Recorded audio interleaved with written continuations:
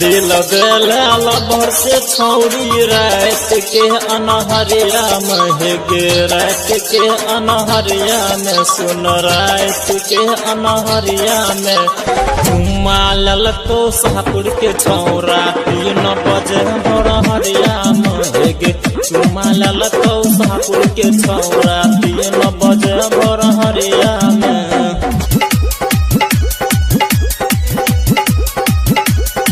घर से निकल लागे गोरकी लगाई के किल्ली के बरिया में गे लगाई के किल्ली के बरिया में गे लगाई के किल्ली के बरिया में ले लो तुम झल के छोरा 3 बजे भोर हरिया में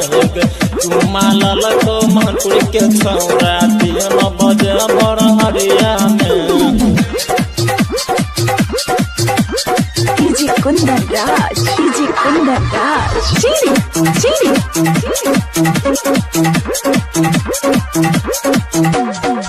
कोई न पूछता ये करल पल खोल के रखला भीतरिया महगे घर के भीतरिया महगे घर के भीतरिया में चुम्मा लेल कोना भटा के छौरा 3 बजे भोर हरिया महगे चुम्मा लल तो बीरा के छौरा 3 बजे भोर हरिया महगे चुम्मा लल के पचगठिया के छौरा 3 बजे भोर हरिया में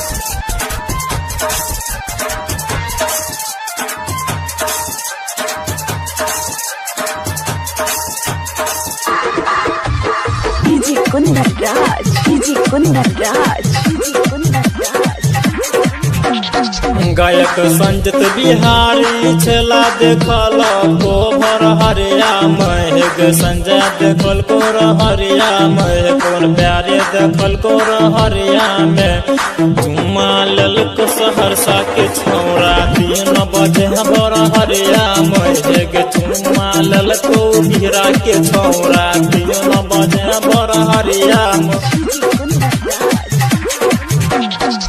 दिल दिल